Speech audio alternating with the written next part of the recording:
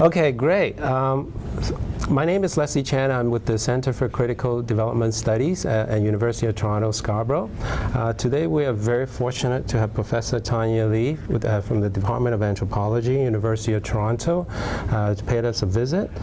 Tania will be delivering our 4th annual Albert Berry Lecture this evening on the topic of capitalism from above and below. And so I thought I'd take this opportunity to have a little conversation with Professor Lee about our center. Our center is called the Critical Development Studies Center, and it's a fairly new center. And as you had a little opportunity to interact with some of our students, we do have a fairly distinctive co-op program where we send students overseas, work with the development organizations. So the question the student always asks is, they always want to know other people with interesting professional trajectories because they are embarking on their own journey. So perhaps you could share with our students some of your trajectory in terms of critical development studies and how you would frame critical development. Thank you. Thank you for inviting me and for the opportunity to talk. I just had a fascinating meeting with students. I was very impressed by their level of knowledge, reflection. It's really very impressive. Whatever you're doing here, it is a good thing. Thank you. So I think this question of critical development is really fraught, and I've been in the position a few times of being asked to evaluate development studies programs, and I think they're always dual. On the one hand, they want to critique development. On the other hand, they're instructing students in how to do development. So that double mandate is bound to be an awkward fit, and I think you're caught up in this, as are most people who teach in this field. So I think, one thing is just to kind of recognize that is a sort of genuine conundrum. It's not a mistake, like that's kind of intrinsic to the field. But what I could do is talk a little bit about my own trajectory through that. So I grew up partly in Asia and Southeast Asia. I lived in Singapore as a teenager, was surrounded by really dramatic events in Asia, going on in China, Indonesia, Vietnam, in the mid-70s, basically, late 70s.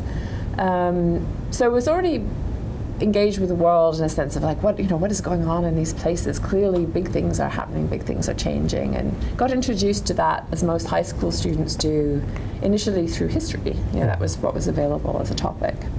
Went off to Cambridge and did my BA and eventually my PhD in anthropology, and did not intend to have an academic career. I really wanted to work in development. I wanted to improve the world. I wanted to fix things. That was very much my intention. And the first job I had after I got my PhD for 3 years, I did actually run a development project, which was based in Canada, but involved environmental management in Indonesia. That was the plan.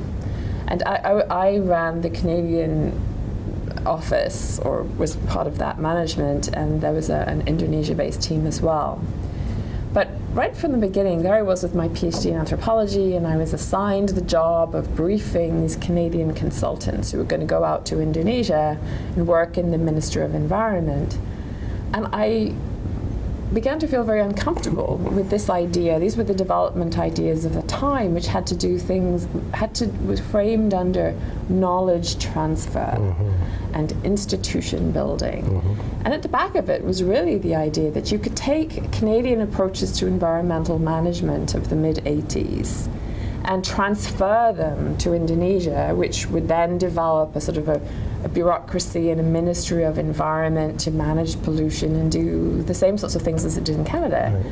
I was thinking, but Indonesia is an agrarian country. Like, a lot of its environmental problems have to do with forests and farming and things which really are not part of the mandate of the Canadian Ministry of Environment. So that was the beginning of my kind of critical distance. Like, first of all, what is expertise? What is really transferable?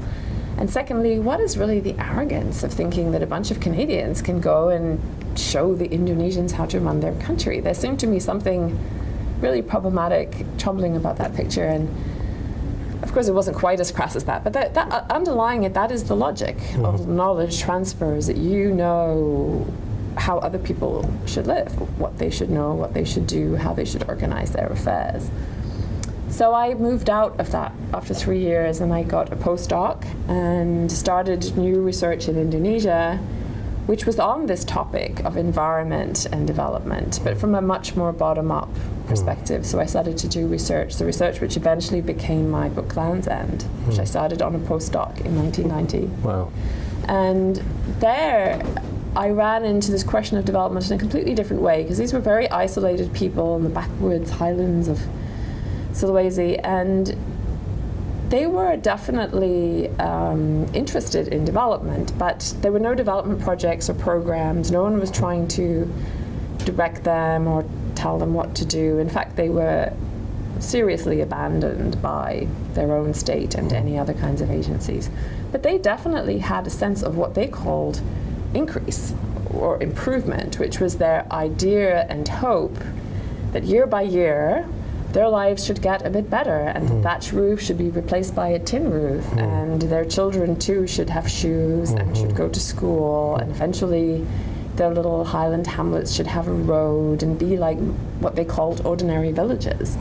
And so that was my sort of second experience of development as a demand, as a popular demand for what they understood really in terms of equality, which was to do with how can we live the good life that other people are living. Like we've been poor and backward for too long, you know, we too want to have these things. And so because of that experience, I've never been like hostile to the idea of development as improvement or as something that people for themselves and on their own terms see as an improvement in their lives.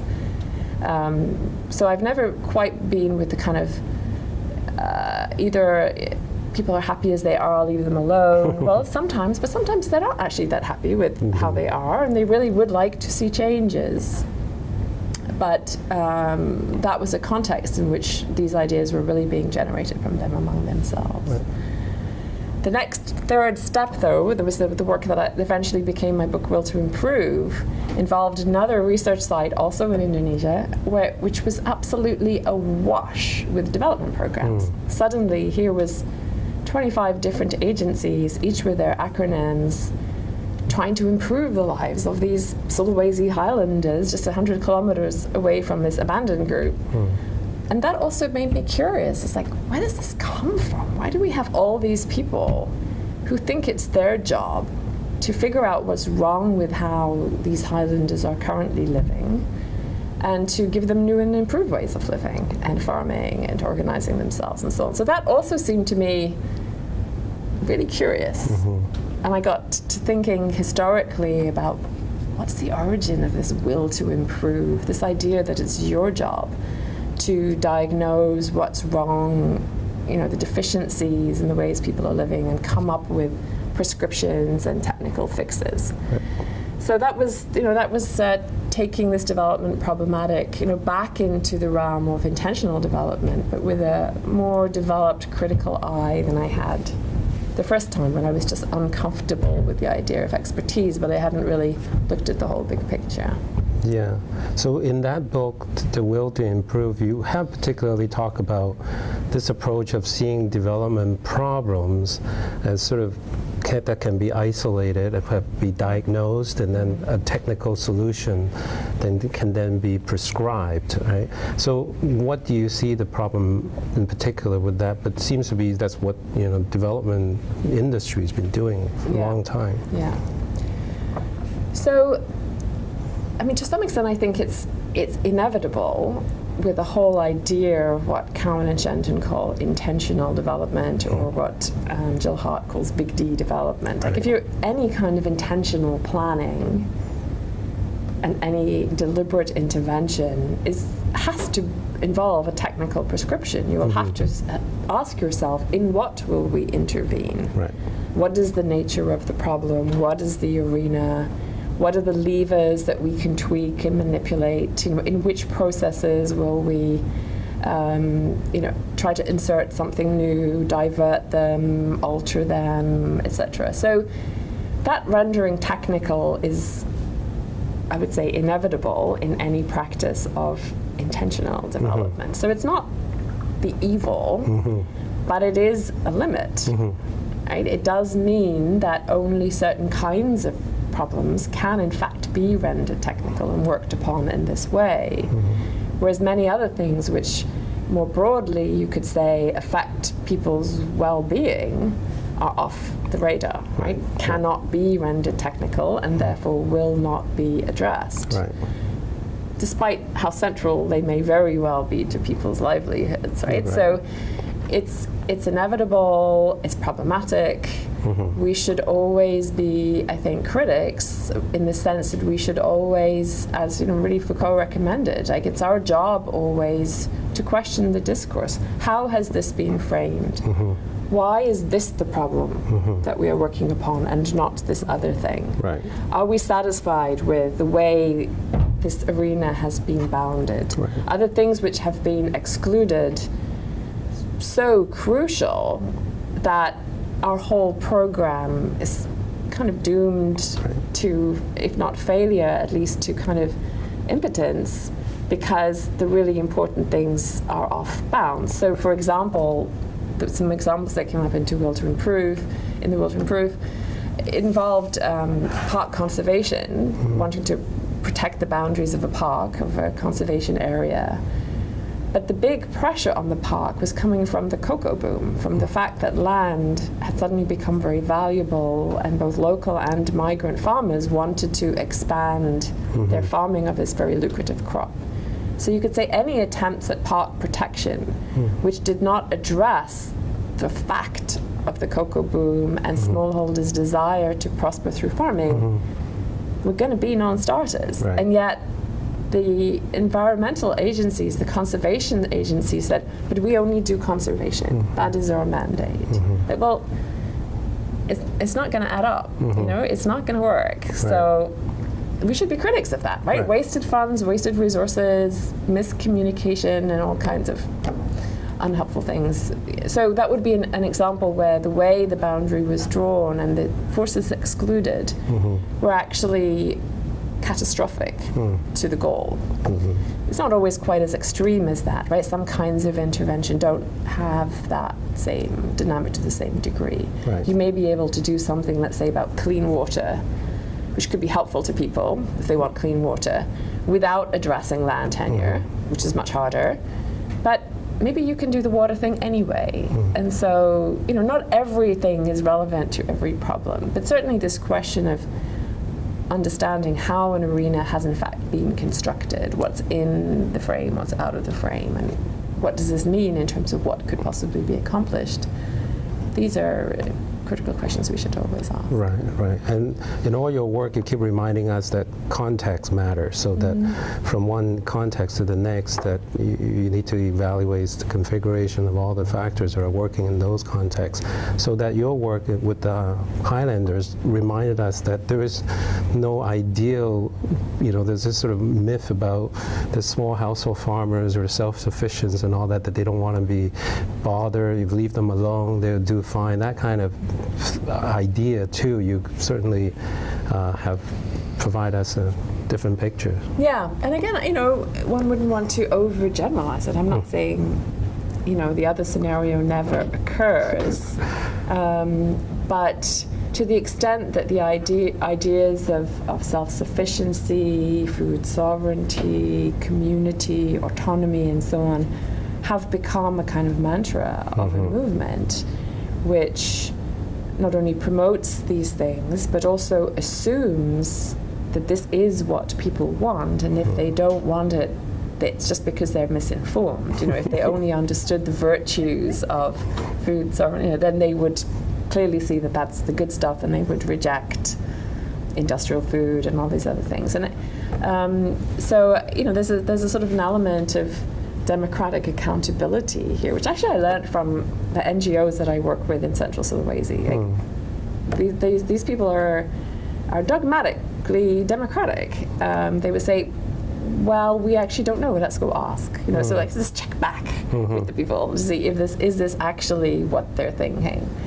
But that's not always inevitable even among NGOs. And what I showed, one of the things in the in the Will to Improve was to show how NGOs in that case could also be fairly authoritarian in the sense that they too had a diagnosis of what was wrong with villagers. They had to be guided to be more democratic, more communitarian, more egalitarian, and so on. And these were not necessarily agendas which had come up from below, but were also part of what became for the NGOs a kind of a technical matrix for how to bring villagers up to their standards of properly trained communities. So this kind of, Will to Improve exists in many different spheres, and the fundamental role of the trustee, as I wrote about in the book, this idea that, I know the secret of your well-being. I know what is good for you, I know what you need, let me show you how to get there. There is a fundamentally troubling power dynamic there, which is very pervasive. You could say it's intrinsic to, it's the definition of the will to improve. And we should always be critical of it. We should always check ourselves. Like, I'm speaking about someone's life or about someone's needs. Have I really checked this out? Or am I assuming, projecting, arguing from a template, which actually isn't really justified? So that's where I would come back to context. It's like, you got to check it on the ground. Right. I wonder if I could end on a question. Again, we started about talking about our students in the program, and again, one of the things they struggle with, especially those who've been in the fields, is this sort of constant schizophrenia about, being critical and being pragmatic, working with people on the ground, and so what advice would you give our student that they go forward in their young career, moving into, in terms of, like from your own experience, for example? Right. Yeah. Well, that is a difficult one. I mean, when the 3 years that I worked inside a development project, I'd have to say I was personally pretty miserable, but it took me a while to realize why. Like, what was wrong with this scene, and I had developed a critique of it, but I didn't know what to do with that. So the only thing I could do was leave and retool myself as an academic, right? Which was fine. Academia, of course, is wonderful because we have an extraordinary degree of autonomy. We get to define what we think is important. The projects and topics we want to research and teach is unique as a career. And so my relationship to development, I've had a lot of control. Like, I can occasionally do even a consulting assignment if I really think it's well conceived. But I don't have to. It's not my bread and butter. I think most people working in the development field, whether they're inside an organization or working as consultants, are obliged to do what the paymaster demands of them, and that often puts people into very difficult and compromised positions. Not everyone has the privilege I've had of being able to pick and choose which assignments seem to me absurd and which ones are worth my energy. So I guess one message would be, if you're in a bad situation, you have to get out of it, right? If you're being asked to do things which seem to you beyond the pale of what is ethical and which don't meet your own standards, you should find an exit strategy. Mostly, it's not as black and white as that. I think one of the students today came up with this I thought it was a very interesting phrase. She said, "Well, I just looked for little small things that I could do." I think I once wrote about that 25 years ago in a paper. I called it Practical Political Economy. And it came from a phrase of Robert Chambers, who said, well, you can't go up against a brick wall, like frontal attack. Sometimes you have to look for small pathways. The Indonesians call this the way of the ant. So you take the ant path. You look for little cracks and fissures and small pathways, and eventually you'll make some progress, but it's not going to be what they call frontal. It's not going to be straight on. So there are ways of maneuvering in an awkward situation, which I think we all devise. Small p politics, you could call it. But I think the bigger question is, like, how do our students want to position themselves in this field? And definitely many people go into this thinking they can join the beast and transform it from the inside. For myself, I've decided that's not possible because the kinds of systemic characteristics I've identified seem to me unsolvable to me. So I'm not going to put my energy there. But I do respect people who do. And so, I had a big debate with the World Bank in Jakarta over their project, which I explore in my last chapter of The Will to Improve. And one of the key elements of that is, one can respect the different positions that people take and their expertise and their serious commitment to doing good and useful things. Right. So it's not about slamming the individuals or finding them somehow deficient. I mean, these people in the bank had the same training I had. What's more, deep down, they probably had the same critiques I did. There's nothing I told them that they didn't know. So it wasn't that somehow I knew things that they didn't. It was that they had positioned themselves within a machine and were trying to take that beast called the World Bank as far as they could in what they understood to be a progressive direction. So you have to respect that, right? I mean, that's to say, different roles. I often think of it as hats. On one day you can wear your critic's hat and stand back, as I did in The Will to Improve, stand back far enough from the whole enterprise to say, what is this thing called development? But on another day you could say, I'm not going to stand back that far. I'm going to leave the machine as it is and come in on this angle or on this issue. So, I'm not authoritarian in that. I do think that there are different positions one can legitimately take, and I'm quite respectful of people who've come down on this question in different places than I have. Right. So I think so that's great to end on this note, because this is ultimately what we all struggle with, and I think, as you said, we're privileged in a context where we can grapple with this in a very frank and safe environment, and also our students have the opportunity to see for themselves. And as you said, this is a good advice to them. Find the end cracks where they could find themselves in positions where they can make a difference. Well, maybe do that, or maybe take down the whole apparatus. Yeah, take down the whole apparatus. Whatever they're going to do, right? Too. They're the younger generation. It's up to them. So we'll keep you informed about that. Okay, thank you again for talking with us. My pleasure.